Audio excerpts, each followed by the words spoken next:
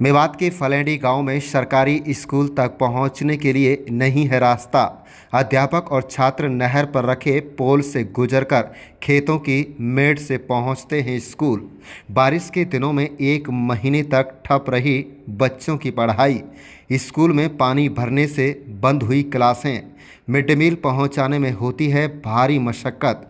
कर्मचारी सिर पर राशन उठाकर लाती हैं भोजन सामग्री। डीसी और एसपी के रात्रि ठहराव में खुली हकीकत। 8 साल पुराने स्कूल तक नहीं पहुंचती गाड़ियां। आपको बता दें कि हरियाणा के नूंह जिले के पुन्हाना क्षेत्र के फलेंडी जीपीएस और जीपीएस स्कूल की हालत किसी फिल्मी कहानी से कम नहीं है। स्कूल तक जाने के लिए ना तो कोई पक्का रास्ता है और ना ही पुलिया। शिक्षक और छात्र रोजाना नहर पर रखे पोल को पकड़कर नहर पार करते हैं, फिर खेतों की मेड़ से गुजरते हैं, स्कूल पहुंचते हैं। बरसात के दिनों में यह सफ़र किसी खतरे से कम नहीं होता। मिड डे मील का राशन करीब 2 किलोमीटर दूर साहचुका गांव से ट्रैक्टर पर लाया जाता है, फिर स्कूल कर्मचारी सिर पर उठाकर राशन पहुंचाते हैं। स्कूल में 340 बच्चे और सिर्फ 4 शिक्षक हैं, तो वहीं 4 पद रिक्त पड़े हैं। बच्चों के बैठने के लिए ड्यूल टैक्स नहीं, टाट पट्टी पर पढ़ाई करनी पड़ती है।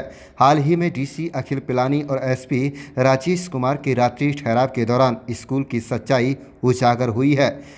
बता दें कि अगर सरकार ने अब ध्यान नहीं दिया तो नूंह जिला शिक्षा के क्षेत्र में पीछे ही रह जाएगा। ये दृश्य विकास की सच्चाई बयां कर रहा है। आप देख रहे हैं नूंह मेवात से लियाकत अली के साथ सद्दाम हुसैन की रिपोर्ट। स्कूल आने में कितनी दिक्कत आपको होती है? नहर कैसे पार करते हो और रास्ते में कितना अतिक्रमण है? कैसे आप आते हो स्कूल? जी पुलिया पकड़ावा छोटा सा बालक उनको गिरना को डर रहे, और जब हम उन्हें हाथ पकड़ के निकाला और ये काट तो गिर भी गया जी। और जब बूंद आवा जब बहुत डर रहे, और जा दिन बूंद आती रहा वह दिन तमावा ही ना जी के बालक गिर पड़ रहे नहर में, और ही करा आयो ना जावे और सब लड़ा जी खेत बुए पड़ो ही कर मत आओ। आप कौन सी क्लास के छात्र हैं? कितने सालों से ऐसे आ रहे हैं आप? जी 4 साल से। कौन सी कक्षा में पढ़ते हैं? क्या नाम है? चौथे में पढ़ता है जी, अयान नाम है। स्कूल कैसे आते हो? कितनी दिक्कत होती है? मेरा नाम अनीसा है। हम कोल्लुआ में हूँ गैलन में दगड़िन में कर ही रास्ता है ना है कि नहर में पुल भी ना हूँ गिर जाऊँ कुत्ते बालक हम हाथ पकड़ ले काम बालक छोट छोटा ने। बेटा डीसी साहब आए थे कई दिन पहले आपके स्कूल में। अब उम्मीद है कि आपका रास्ता बन जाएगा? बन जाएगा हमारा रास्ता। जी मेरा नाम मोहम्मद वकील। वकील भाई, किस तरह के हालात हैं? स्कूल आते हैं तो जी किस तरह आना पड़ता है? आप कौन सी क्लास में, क्या आपने यहाँ पढ़ाई की है, क्या कहना है? जी मैं तो फिलहाल प्राइवेट में पढ़ता हूँ 10th क्लास में। मैं पहले यहाँ पे पढ़ा था 3-4 साल पढ़ा था, तो यहाँ पे बहुत दिक्कत है, आने में बहुत तकलीफ होती है। यहाँ पे एक छोटा सा पुल दे रखा है, उस पे छोटे छोटे बच्चे होते हैं, उनको बहुत तकलीफ होती है टिकट में। हाँ तो सर ये इसमें यहाँ पे जो ये किसान लोग हैं हमारे, इसमें थोड़ी सी छोटी सी डोल है एक, उस पे जैसे बच्चे इधर फिसल जाते तो वो लड़ते हैं कि यहाँ पे के मत निकला करो, तो बिल्कुल रास्ता नहीं है निकलने के लिए।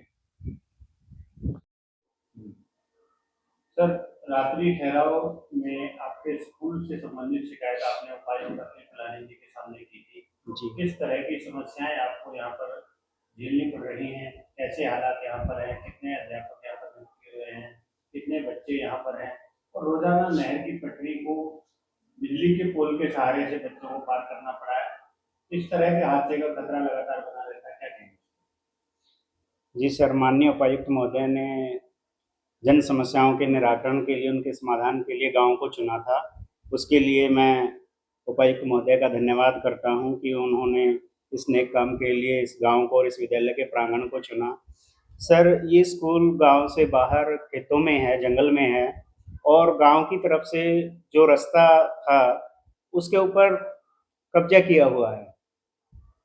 तो एक तो वो कब्जे की मेन समस्या है। दूसरा, फिर जो बच्चे हैं, गांव की तरफ से एक छोटी सी नहर है, उसके ऊपर 3 पिलर रखे हुए हैं। उन पिलर्स को सहारे ही बच्चे जो है स्कूल में आते हैं, तो किसी भी अनहोनी का खतरा बना रहता है। हम भी कोशिश करते हैं, विद्यालय के एक स्टाफ की जो है सुबह और शाम वहाँ ड्यूटी लगाते हैं, ताकि जो छोटे बच्चे हैं 3, 4, 5 साल के, वो नहर में ना गिर जाएं, क्योंकि उसमें से पानी चलता है निरंतर। और जो समस्याएं सर हमने फेस की हैं, एक तो मेन रास्ते वाली है, एक ये नहर, छोटी नहर पे पुलिया है, उसकी समस्या है। दूसरा सर जल भराव की स्थिति है, कई बार बारिश तेज होती है तो ग्राउंड में पानी भर जाता है। और उपायुक्त महोदय ने 1 या 1.5 महीना पहले भी इसके बारे में संज्ञान लिया था स्वतः ही, वो रिपोर्ट हमने माननीय उपायुक्त महोदय को उपलब्ध करा दी थी। दूसरा, यहाँ पर कुछ असामाजिक तत्व हैं जो बाउंड्री वाल को फांद करके स्कूल में घुसते हैं, तोड़फोड़ करते हैं, चोरी की घटनाएं होती हैं। उन घटनाओं से बचने के लिए हमने जो राशन या कीमती सामान जो है, डिजिटल बोर्ड वगैरह हैं, उनकी सुरक्षा के लिए हमने इंटरलॉक दरवाजों में लगवा रखे हैं, जो हमारा ऑफिस है और जो मेन स्टोर रूम है जिसमें हम सामान रखते हैं। हमारे हाथ में जो कुछ है सर, वो हम हर संभव प्रयास कर रहे हैं संपत्ति की सुरक्षा के लिए। पेड़ काफ़ी सारे लगा चुके हैं सर हमने। लास्ट ईयर भी करीब 600-700 के करीब पेड़ जो है लगाए गए थे। माननीय जो सरपंच हैं गांव के, उन्होंने भी जो है इसमें काफ़ी सहयोग किया था, लेकिन 3 दिन के बाद ही उनमें से एक भी पेड़ जो है नहीं बचा था। जीपीएस और जीएमएस की अगर बात करें, स्टाफ की क्या स्थिति है, कितने बच्चों की स्ट्रेंथ? जी सर, जीएमएस में करीब 340 जो हैं विद्यार्थी हैं और उस हिसाब से जो स्टाफ है हमारे पास, लगभग जो है उसकी आधी कमी है। 8 से 9 टीचर जो है होने चाहिए। फिलहाल 5 टीचर हमारे पास प्रेजेंट हैं, 2 रेगुलर हैं और 2 सर गेस्ट हैं। और जहाँ तक मिडल की बात करें तो 140 विद्यार्थी जो है मिडल में हैं और 6 का जो स्टाफ है हमारे पास वो मिडल में है। मिडल का तो फिर भी सर ठीक-ठीक से काम चल जाता है, पर्याप्त है। लेकिन जो प्राइमरी है उसमें जो है स्टाफ की सर शॉर्टेज है और उसकी जो है ज़रूरत है। तो मिड डे मील बच्चों तक कैसे पहुँच पाता है? मिड डे मील सर बारिश के मौसम में तो यहाँ तक पहुँचना संभव नहीं है, रास्ता आपने भी देख लिया होगा। सीआरसी का जो बड़ा स्कूल है हमारा, हमने वहाँ पर रिक्वेस्ट करके सर के पास हमने उसको मिड डे मील को रखवाया था। वहाँ से जैसे-जैसे हमें ज़रूरत होती है, हम ट्रैक्टर ट्रैली गाँव से किराए पर करके जो है उसको यहाँ पर पहुँचवा देते हैं, ताकि बच्चों को हर रोज़ मिड डे मील उपलब्ध कराया जा सके।